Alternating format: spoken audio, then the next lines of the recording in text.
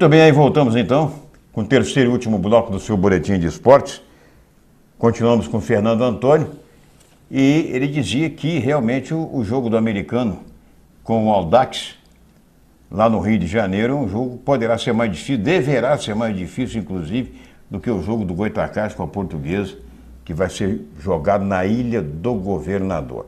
Fernando lembrava bem que a Portuguesa já tem garantida a participação no triangular final e na soma geral dos pontos, a Portuguesa tem 23 pontos, é a equipe que mais marcou pontos. O Americano vem logo a seguir com 21.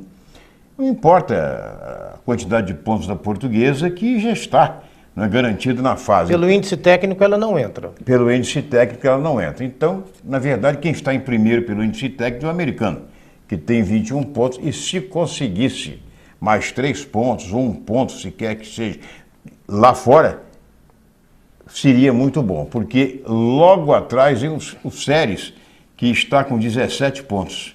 E se o Séries vencer o Goytacazes no próximo fim de semana, o seu jogo de amanhã, ele vai até 20 pontos e não daria, tem 17, não daria, pelo menos até o final de semana, para encostar no Americano. Mas é importante o Americano vencer, porque vai folgar no final de semana, enquanto os outros vão jogar. O importante é o Americano sempre conseguir pontuar. Empatando esse jogo contra o Audax, com a oportunidade de ter uma folga no próximo fim de semana, e aproveitando esses 6 pontos que serão disputados em casa e vencendo, o Americano vai ter lucro técnico pontuando para chegar pelo índice técnico, o que será muito importante. Mesmo até que o time venha a oscilar na competição, como fez em alguns jogos do primeiro turno, mas não pode deixar de pontuar. Vencendo todos os jogos, é claro, será muito melhor, até porque isso abre uma grande oportunidade para o Americano conquistar o segundo turno. Mas ele tem que pontuar em todos os jogos que ele disputará pela competição. Ô Fernando, tem um detalhe também, que ontem a gente, no papo, né, o presidente do Americano, Luciano Viana, ele falou da importância da harmonia, vamos dizer assim, já que Goytacazes e Americano estão utilizando, desfrutando da mesma praça de esportes no campeonato estadual, deixar de lado um pouco esse antagonismo fora das 4 linhas que algumas pessoas insistem, né, em manter. Né? Ele disse que ele, inclusive, já estará reunido já na próxima semana com o vice-presidente de finanças do Goytacazes, que é o Robson Barreto, e já vão conversar também sobre as providências com relação ao jogo do dia 30, o clássico, que será realizado aqui no Ari de Oliveira e Souza, para evitar maiores problemas. Porque sem jogar entre eles já está havendo problemas, imagina você num jogo desse. Eu vejo como uma tamanha ignorância essa rivalidade que se cria quando as pessoas têm que se degradarem para defender as instituições que torcem. Goytacazes e Americano, é necessário dizer, são adversários, mas não são inimigos. A nossa cultura, ela tem que avançar quando você começa a interagir e a viver de uma maneira mais respeitosa. Eu tenho a minha opção pelo Americano, como muitos têm pelo Goytacazes. Nós temos que manter a nossa paixão, mas dentro de uma linha de conduta em que a gente não venha agredir ninguém e muito menos ser agredido.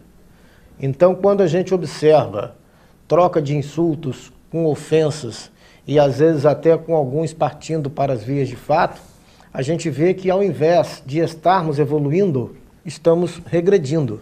Isso não pode mais ser absorvido nessa época em que nós buscamos outros meios de ver as nossas instituições mais reforçadas.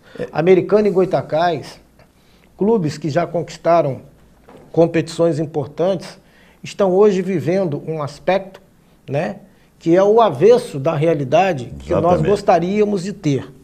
Até pelo fato de reconhecer que o Goytacazes já foi campeão fluminense, já conquistou títulos de campeonatos campistas, assim como o Americano. Brasileiro da Série B. em 1985, naquela disputa histórica contra a Tuna Luz de Belém do Pará. O Goytacás que montou na gestão do Amaro Peçanha de Mendes, que era o presidente da época, uma grande equipe.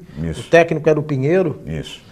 E o Americano já conquistou o Campeonato Brasileiro do Módulo Azul em 87, foi campeão brasileiro de seleções representando o estado do Rio de Janeiro, conquistou 2 taças importantes de campeonato estadual, a Taça Guanabara e Rio em 2002. Então hoje, quando você vê essa geração que talvez não tenha, né, tido a oportunidade de acompanhar, de vivenciar dados, né, que comprovam a força dos nossos clubes, quando a gente vê esse comportamento fora do normal, a gente fica muito chateado. E uma outra coisa que é necessário que as pessoas saibam entender. Internet é para você se atualizar, é para você se informar. Você não pode usar meios, né, da internet para ficar trocando situações de marcar briga aqui na esquina, de marcar briga em outro lugar. Desafiando para um duelo. Exatamente. Isso aí é uma coisa que não leva a nada, não acrescenta nada.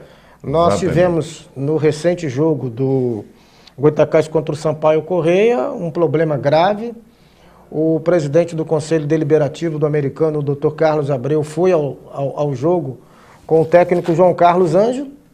O João Carlos Ângelo foi cumprir o seu dever de observar seus futuros adversários. E teve um torcedor do Goytacás que se manifestou de maneira agressiva, criando uma situação de jogar o treinador contra um índice grande de torcedores e quase causou ali uma desgraça. Aí vamos lá. Seria um prejuízo para o treinador do Americano e para o Dr. Carlos Abreu, a nível de serem agredidos, de sofrerem, né, consequências de agressões? Sim, mas muito maior para o Goytacás. Com certeza. Porque eles fazendo uma ocorrência na polícia, citando que o fato aconteceu ali, e evidentemente que aos olhos de todos, o clube Alvianil poderia ser penalizado, pela federação, porque foi exatamente, né, dentro do campo do Goytacás. E dizer, né, como alguém teria dito, não, mas ele que provocou. Gente, você com 2 pessoas apenas contra 300, 400, qual o direito de defesa que você tem? Não vai provocar então, ninguém. como que um cara sozinho vai provocar uma torcida? E foi o que o Dr. Carlos, inclusive, falou comigo no jogo do Americano, que foi no dia seguinte, no domingo. Ele disse o seguinte, que ele se dirigiu aos torcedores agressivos, que inclusive cuspiam neles, e dizia, para aí, gente, vocês estão aí ofendendo o treinador do Americano que veio aqui assistir o jogo, entendeu? Amanhã ele pode ser se ele é um profissional, amanhã ele pode dirigir o Goytacás. Então isso aí é uma coisa que não passa pela cabeça de muita gente. Eu, sinceramente, não percebi o técnico do Americano lá junto da torcida do Goytacás, atrás do gol que dá para a Rua Saldanha Marim. Na minha concepção, já que a confusão aconteceu na saída, já cá embaixo, eu acredito que ele tenha passado pelos torcedores. Foi na hora que ele estava indo embora. Descendo, na hora que estava indo embora. E que houve, então, a intervenção da polícia para evitar maiores problemas. Isso é bom, inclusive, para como você disse aqui, é bom para que os torcedores mais agressivos, aqueles que gostam de copiar as coisas que assistem pela televisão em outros campos do Brasil, é bom que eles se previnam para o jogo clássico do dia 30 Americano do Goytacás, porque se houver um conflito de torcidas, o campo vai ser interditado. Aí Goytacás e Americano vão jogar onde? Os dois em Cardoso Moreira, em Macaé, como o Campos agora está jogando? Quer dizer, é complicado. É só para a gente acrescentar que o Campos, segundo ontem informou também o professor Rafael Soriano, uma pessoa fora de série, ele de muita capacidade, ele disse que o Campos contratou 2 novos valores, o Júnior Pagode, que veio jogador da equipe do Flamengo. Jogou na base do Flamengo, foi titular durante um bom tempo, é um volante. E o outro é o Alan, que jogou no Quissamã. Lateral esquerdo. Lateral esquerdo, com destaque, apoia muito bem, e eles deverão já ter condição de jogo para o próximo compromisso do Campos. O Campos só volta a jogar agora com a equipe do Heliópolis, sem ser neste final de semana, no outro final de semana.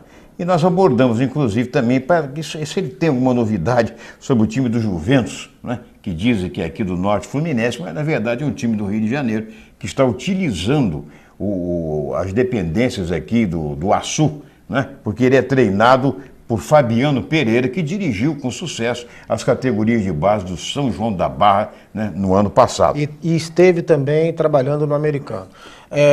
Só para frisar, a federação exige capacidade mínima para a terceira divisão de 500 pagantes. E o campus está modernizando o estádio Ângelo de Carvalho, colocando 2 lances de arquibancada metálica para dar uma condição de receber sentados 600 torcedores.